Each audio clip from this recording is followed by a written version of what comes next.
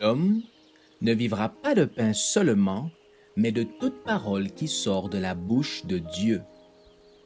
Voici votre moment de méditation quotidienne.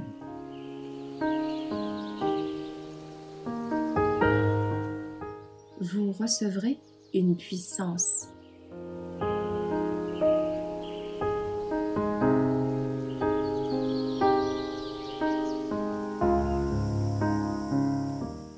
Un temple pour l'esprit, le 3 février.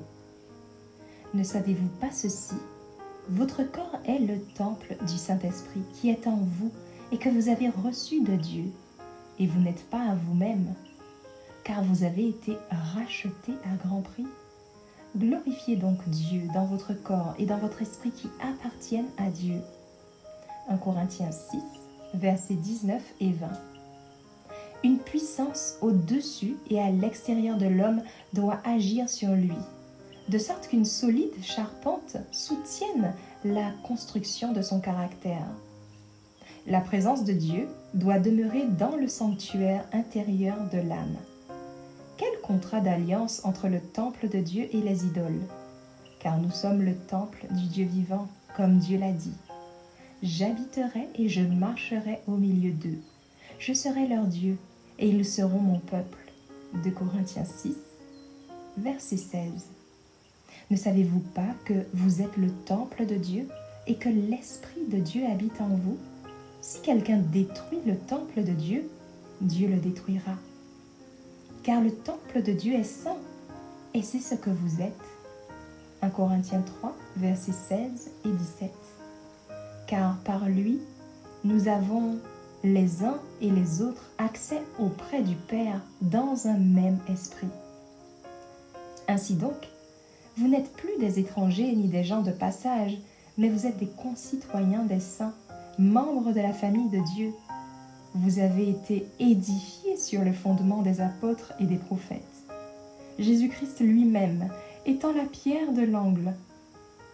En lui, tout l'édifice bien coordonné s'élève pour être un temple saint dans le Seigneur.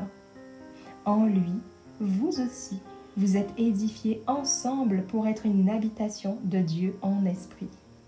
Éphésiens 2, versets 18 à 22. L'homme ne devient pas lui-même une habitation de l'esprit.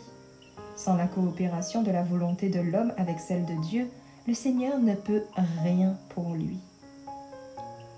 Le Seigneur est le grand maître d'œuvre, et pourtant, l'agent humain doit coopérer avec l'ouvrier divin, ou alors la divine construction ne pourra s'achever. Toute puissance vient de Dieu, toute gloire doit lui retourner, et cependant, toute la responsabilité repose sur l'agent humain, car Dieu ne peut rien faire sans la coopération de l'homme.